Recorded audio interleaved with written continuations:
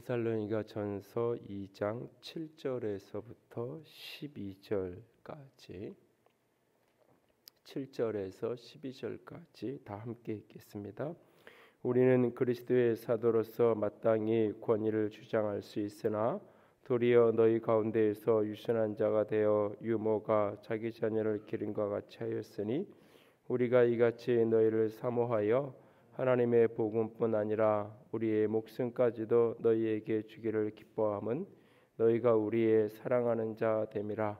형제들아, 우리의 수고와 애쓴 것을 너희가 기억하리니 너무 아무에게도 폐를 끼치지 아니하려고 밤낮으로 일하면서 너희에게 하나님의 복음을 전하였노라.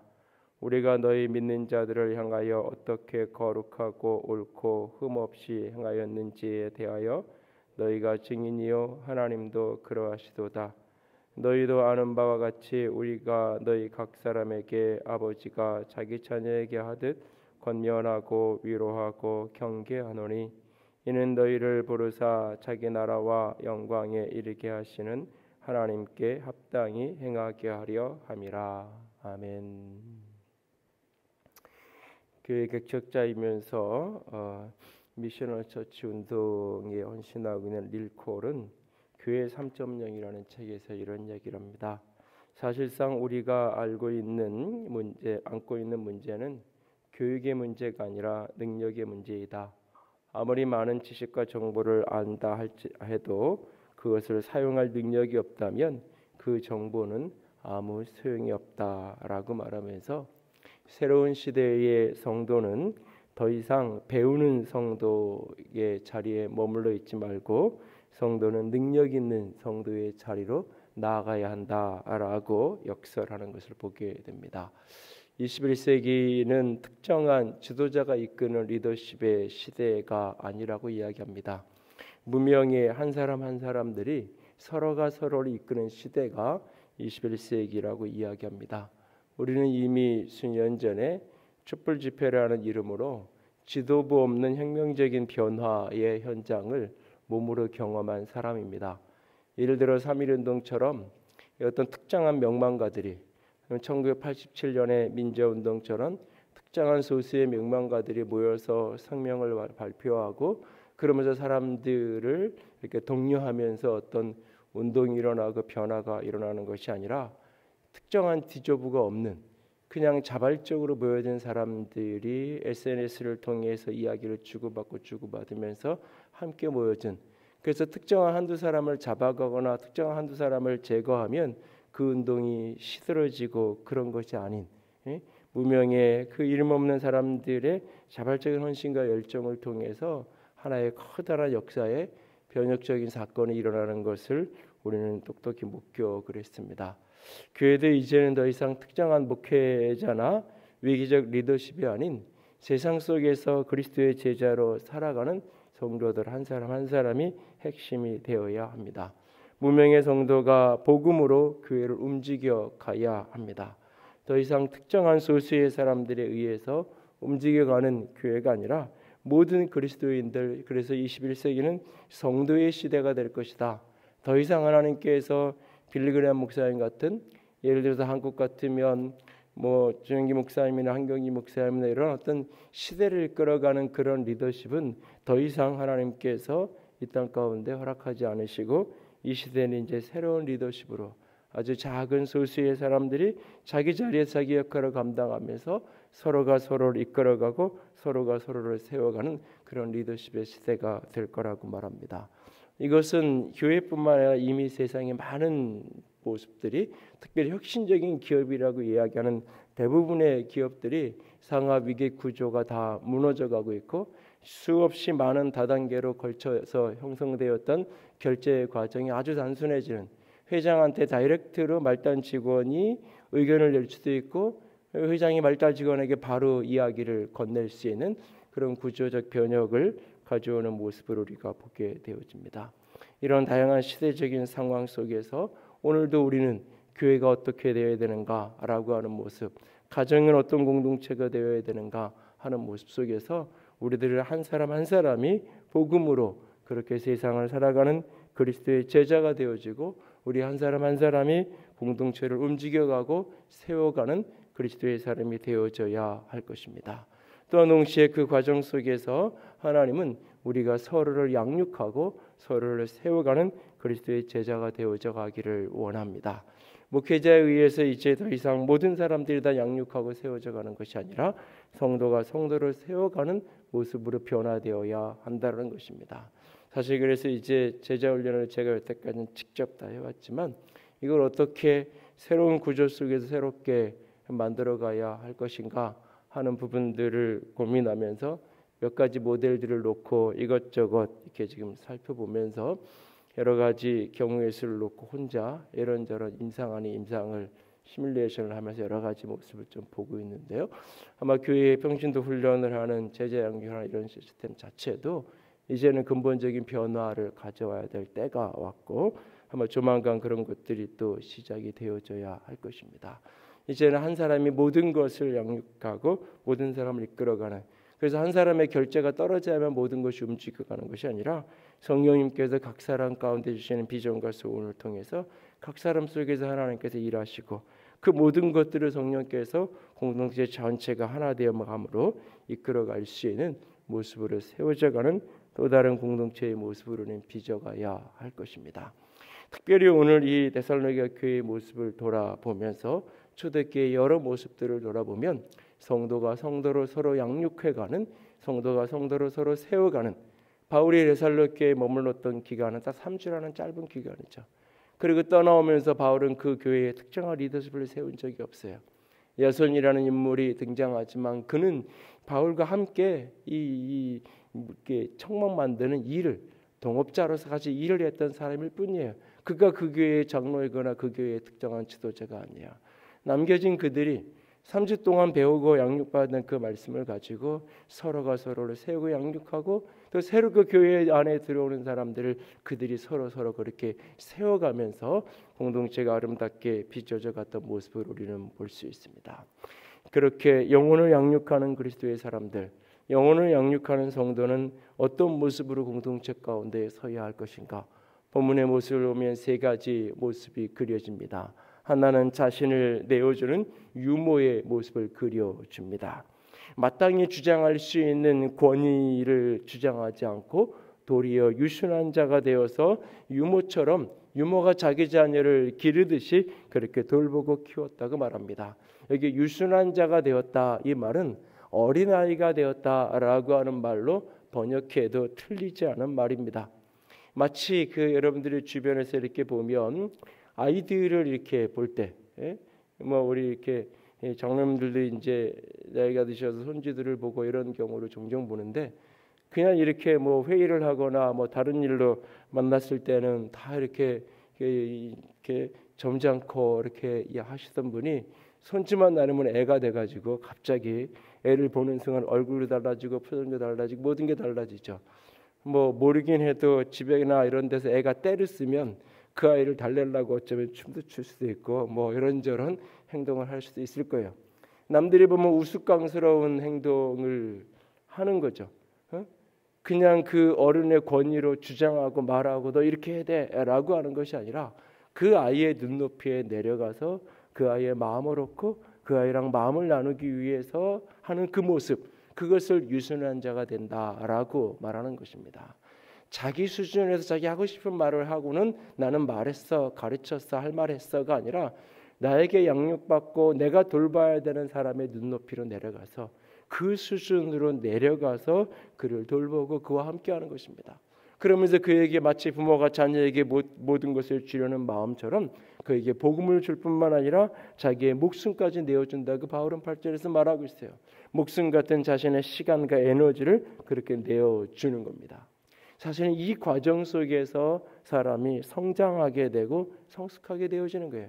자기 하고 싶은 대로 하는 것이 아니라 자기가 이렇게 마음대로 하고 싶은 것을 말하고 하는 것이 아니라 사람들을 내 마음대로 통제하고 사람들을 내 마음대로 지배하고 딱 앉혀놓고 딱딱딱 1, 2, 3 이렇게 가르쳐놓고는 자기 마음대로 사람들을 좌지우지하려는 것이 아니라 그것을 내려놓고 그 사람의 눈높이에 내려가서 그 사람의 수준에 내려가서 그를 품고 그의 마음을 얻고 그를 돌보고 그를 살피려는 이 유모와 같이 유순한 자가 되어지는 자세. 사실 이것을 끊임없이 연습하면서 어른이 되는 거예요. 어른이. 사실은 결혼을 하고 아이를 낳아봐야 진짜 어른이 되고 부모의 마음을 안다라고 하는, 과거에 남자들이 상투를 뜰 때 결혼을 해야만 상투를 뜯고 이렇게 했잖아요. 그 이유가 뭐냐면 결국은 다 그냥 물리적으로는 다 나이가 먹으면 다 어른이 되는 거잖아요. 그게 아니라 어린아이에게 어린아이의 수준으로 내려가서 그를 섬기고 그를 돌볼 줄 아는 것, 그것이 바로 어른다고요. 그게 성숙한 사람이에요. 미성숙한 사람은 내가 어른이니까 내가 위에 사람이니까 너의 말 안 들어. 이게 바로 미성숙한 사람이에요. 성숙한 사람은 자기를 내어드리고 그렇게 밑에 내려가서 부모가 성숙할 때 아이의 눈높이에 맞춰서 그 아이의 마음을 얻고 그 아이가 알아들을 수 있는 언어로 그 아이와 소통하게 되어지는 거죠. 그렇게 유모가 자기 자녀를 키우는 것처럼, 이 본문을 보면서 오래전에 참 많은 질문을 했던 적이 있어요. 왜 유모가 자기 자녀를 키운다? 이 말이 안 되잖아요. 유모는 남의 자녀를 키우는 사람을 유모라고 부르는 거잖아요. 그러니까 엄마가 자녀를 키우 이렇게 표현하는 게 맞. 뒤에는 아버지가 자기 자녀를 키운다 그랬으니까 왜 엄마만 여기서 유모라고 말했을까? 곰곰이 생각을 하면서 제 나름대로 그냥 그건 성경적인 건 아닐 수 있는데 생각한 것 중에 하나가, 엄마들이 자기 애한테만 부드럽지 않거든요.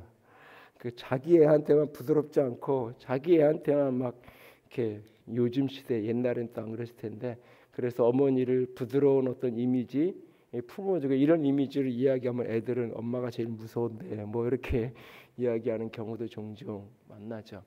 자기 자녀를 키우는데 유모처럼 이것을 헨리 나우이는 이제 자녀 교육의 핵심 원리를 자녀를 손님 대하듯이 해야 된다라고 이제 표현을 하는데 똑같은 말이라고 생각을 해요. 그 아이의 눈높이에 내려가서 유순한 자가 되어서 그를 품어주고 돌보는 사람이 되는 것. 우리가 공동체 안에서도 사람들을 볼 때마다 왜 이것도 몰라? 당연히 저 나이가 되면 당연히 집사였으면 당연히 이런 사람이 이 정도 알아야지. 아니요. 그 사람이 그것밖에 모르면 그 수준으로 내려가서, 그 사람이 그렇게 하는 것밖에 알아들을 줄 모르면 그 눈높이로 내려가서 그 사람의 마음을 얻고 돌보고 자신을 내어주는, 그렇게 섬길 줄 아는, 사랑할 줄 아는, 그것이 바로 영혼을 양육하는 사람의 모습입니다. 두 번째, 영혼을 양육하는 성도는 다른 성도들에게 짐을 지우지 않는 사람이에요. 오늘 바울은 9절 이하에서 형제들아라고 그들을 부르면서 내가 너희들 가운데 있을 때 너희들에게 내가 폐를 주지 않기 위해서 내가 밤낮으로 일하면서 내가 말씀을 전하고 합류하면서 일하면서 내가 너희를 섬겼다라고 바울은 이야기하고 있어요. 바울이 성도들 속에 그렇게 폐를 끼치지 않으려고 애썼던 그 마음처럼 우리는 형제라 서로가 서로에게 형제가 되어서 서로를 버팀목이 되어지고 서로의 짐을 나누어 지는 자가 되어야지 서로에게 짐을 지우는 자가 되어서는 안 돼요. 이게 서로의 짐을 나누어 진다는 거하고 서로의 짐을 지우는 자가 된다는 거하고는 비슷한 말이지만 전혀 다른 거죠. 멀리서 보면 다른 사람의 짐을 지고 가는 모습은 똑같아요. 멀리서 보면 형제가 서로 지체고 형제이기에 내 짐만 지고 나만 잘하면 돼, 이게 아니라 다른 사람의 짐을 지고 가는, 함께 그렇게 버팀목이 되어지고 의지가 되어져서 가는 형제의 모습은 멀리서 보면 똑같아요. 근데 가까이서 가서 보면 어떤 모습은 내 짐을 다 지워버리는, 사람마다 자꾸 지워서 어떤 특정한 몇몇 사람들만 이 사람도 이 짐을 지고 저 사람도 저 짐을 지고 다 그것을 짊어져야 되는, 누군가는 늘 교회에 자기 집에 있는 뭐 이렇게 양념이고 자기 집에서 모든 거 이렇게 해가지고 늘 갖다 놓는 사람이 있는가 하면 늘 여기서 이렇게 받아만 가는 사람들이 있어요.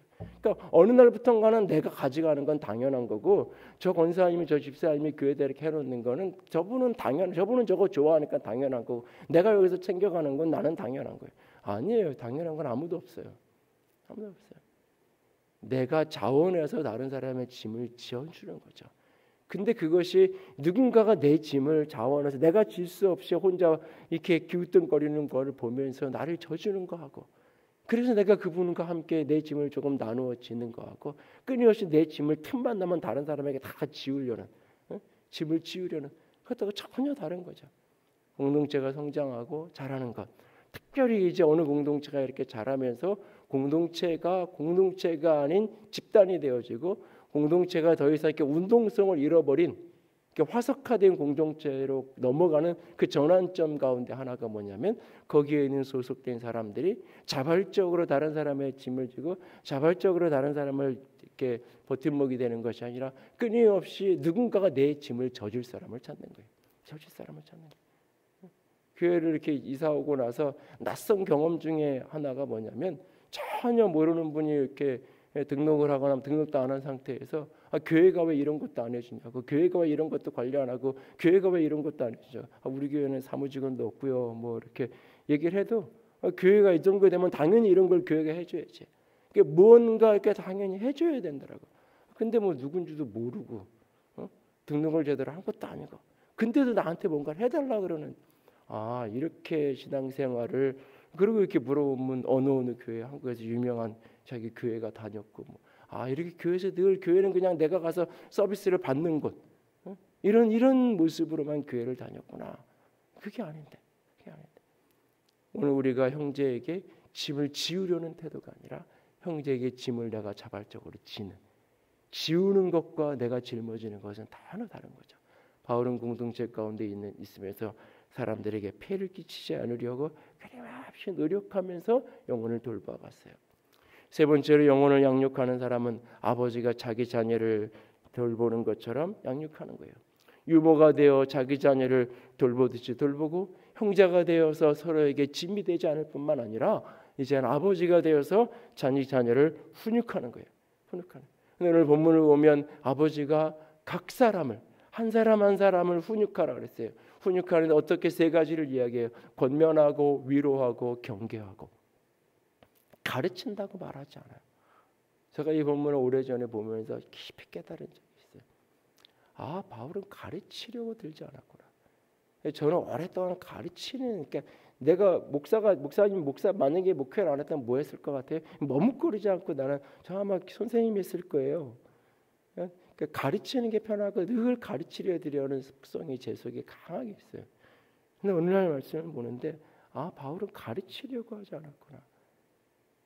사람들을 모아놓고 집단적으로 가르치는 게 아니라 한 사람 한 사람에 따라서 그 사람의 모습과 형편에 따라서 누군가에게는 권면하고 누군가에게는 위로하고 누군가에게는 권계하고 각 사람을 권면하는 거, 어떻게 삶을 살아가야 되는지 인생의 지혜를, 삶의 지혜를 권하는 거죠. 그의 구체적인 삶에서 말씀이 어떻게 적용되어야 돼요. 내가 듣고 내가 배운 말씀이 신앙적 가치가 그의 구체적인 삶에서 어떻게 그것이 적용되어야 되는지 한 사람을 권면하는 거예요.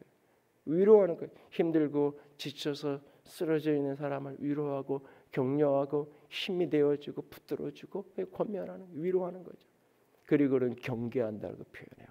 여기에 경계한다는 말은 다른 번역본에 보면 증거한다라고도 번역이 되어 있고 당부한다 이런 말도 쓰여지고 있어요. 그에게 끊임없이 복음을 다시 증거하고 복음을 증언하는 거예요. 하나님의 나라를 가르쳐주는 거예요. 또한 동시에 그에게 당부한다. 복음에 합당한 삶을 어떻게 살아야 되는지, 하나님의 나라 백성 어떻게 살아야 되는지 끊임없이 그에게 당부하는 거예요. 하나님께서 우리에게 복음을 위탁했던 것처럼, 주의 복음을 부탁했던 것처럼 또 역시 이렇게 살아야 된다라고, 이렇게 걸어가야 된다라고 그렇게 당부하고 그렇게 부탁하는 거예요. 칠판에 앉아놓고 가르치고 밑줄 쳐 이렇게 사는 거야 라고 그렇게 학원에서 공부시키듯이 그렇게 가르치는 게 아니라 각 사람의 수준과 모양에 따라서 권면하고 그렇게 위로하고 때로는 경계하고 당부하면서 가르치는. 왜 그렇게 하느냐? 왜 유모처럼 그렇게까지 영혼을 품어내고, 왜 형제처럼 짐이 되어지지 않고, 왜 아비의 모습으로 그렇게 권면하고 위로하고 경계하며 그렇게 사는가? 오늘 본문의 12절 마지막은 그렇게 얘기하죠. 하나님의 나라와 영광에 합당한 사람, 하나님의 나라와 영광을 우리에게 주신 그 하나님에게 합당한 성도가 되도록 하기 위해서, 그리스도 안에서 합당한 그리스도의 제자로 그리스도의 사람으로 세워져 가기 위해서 때로는 어머니처럼 권위를 다 내려놓고 포기하고 품어주기도 하고, 때로는 아버지처럼 때로는 권위 있게 권면하고, 너 하나님의 자녀가 그렇게 살면 안 돼, 하나님의 백성들 이렇게 살아야 돼 라고 때로는 권면하기도 하고, 너무 지치고 힘들어 있을 때는 위로하고 붙들어주고 주의 말씀을 가지고 그 복음을 그에게 또 증언해줘. 복음을 잃어버리고 신앙의 정체성을 잃어버렸을 때 교회를 오래 다니면 복음의 순수성이 자꾸 잃어버려지잖아요. 어떤 봉사라든지 뭐라든지 이게 다 일이 돼버리잖아요. 어느 순간부터 다시 그에게 복음을 전해주고 복음을 들려주고 다시 하나님의 나라의 백성들을 내 권위로 부탁하고 하나님의 자녀로서 하나님의 아들로 딸로서 어떻게 걸어가야 될지를 부탁하고 세워가는 그 모습. 오늘 우리가 이렇게 서로가 서로를 세워갈 수 있기를 원합니다. 오늘 우리 시대는 너무나 배우려고 하는 사람만 많아요. 배우려고. 저는 40이 넘어서 뭔가를 배우겠다는 사람들을 유심히 봐요. 동기가 뭔지를. 그래서 어떤 사람을 참 격려하고 박수쳐주지만 어떤 사람은 그것이 필요로부터 시작된 무엇인가 내가 배울 필요를 비롯해서 이걸 내가 새로운 직업을 요즘에는 평생 직업이 아니잖아요. 직업 재교육이 계속해서 이루어지는 때니까 인생의 전환점을 해야 돼서 내가 새로운 직업을 갖기 위해서 뭔가를 내가 배워야 되고 때로는 내가 새로운 인생의 전환점을 갖기 위해서 배워야 되고 그럴 수가 있어요. 그럴 때는 배워야지. 나이가 50이 되고 60이 돼도 또 새로운 걸 배워서 새로운 도전을 해야 돼요. 얼마든지. 그런데 그냥 막연히 배워. 지난번엔 이거 배웠고 이번엔 또 이거 배우고 또 이거 그냥 내가 배워야죠. 배우기라도 해야죠. 끊임없이 배우려고만 하는. 아니요. 이제는 배운 것을 사용하는 게 능력이에요. 사용하다 보니까 어려워. 내가 이런 걸 몰라가지고 이게 안 돼. 그러면 또 그걸 배우는 거예요. 필요해. 필요로부터 출발해. 어렸을 때는 그냥 배워야 된다니까 배우는 거잖아요. 학교를 다니려니까 다닌 거잖아요. 이제는 내가 어느 날 배우려고 한다라고 말할 때는 거기에 자발적 동기와 이유가 있어야 돼요. 내가 왜 이것을 배우려고 하는지, 이것을 통해서 무엇을 기대하는지, 그리고 그 배운 것은 늘 써먹기 위해서 배워야 돼. 능력으로 사용하는 것. 배운 것을 사용할 때 그것이 능력 있는 사람인 거예요. 오늘 우리가 신앙에 대해서 배우고 복음의 정체성에 대해서 배우고 그리스도인은 어떤 사람인지 끊임없이 우리는 배우고 들어요. 그것을 행할 줄 아는 것, 그것을 사용할 줄 아는 것, 그것이 바로 능력 있는 성도예요. 능력 있는 성도는 세상의 재력가가 아니에요. 능력 있는 성도는 세상에서 이름을 알려져 있는 명함 뒤에 무슨 장이라고 쓰여져 있는 사람이 능력 있는 성도, 능력 있는 교인이 아니에요. 그 사람이 아파트 평수로 능력을 가르는 게 아니에요. 능력 있는 성도는 말씀으로 양육받아 하나님의 나라에 합당하게, 하나님께 합당하게 살아가는 사람. 그리고 그렇게 살아가면서 곁에 있는 성도들에게 너도 나처럼, 너도 나와 같이 하나님의 나라에 합당하게, 복음에 합당하게 살아가자라고, 때로는 유모가 되어, 때로는 형제가 되어, 때로는 아비가 되어 그를 양육하며 돌보면 나랑 같이 그리스도의 제자로 살아가자고, 그렇게 세상을 그리스도의 제자로 살아가는 사람들, 세상을 복음의 능력으로 살아가는 사람들, 그러면서 곁에 있는 지체들을 그렇게 함께 이끌어가는 사람들, 그들이 바로 진정 능력 있는 그리스도인이고 능력 있는 성도입니다. 저와 여러분이, 우리가 그런 능력 있는 주의 사람들이 될 수 있기를 원합니다. 우리의 가정에, 우리의 교회에 그런 능력 있는 주의 제자들이 가득한, 복음에 합당하게 행하는, 하나님께 합당하게 행하는 주의 사람들이 가득한 그리스도의 공동체가 될 수 있기를 주님의 이름으로 부탁을 드립니다. 함께 찬양합니다.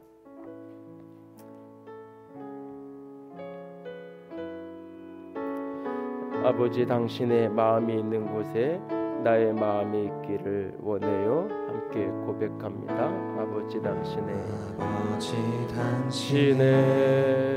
마음이 있는 곳에 나의 마음이 있기를 원해요. 아버지, 당신의 눈물이 고인 곳에 나의 눈물이 고이길 원해요.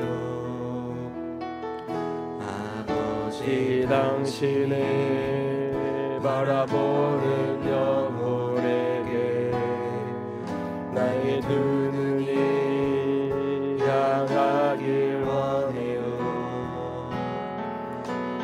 아버지, 당신이 울고 있는 어두운 땅에 나의 두 발이 향하길 원해요.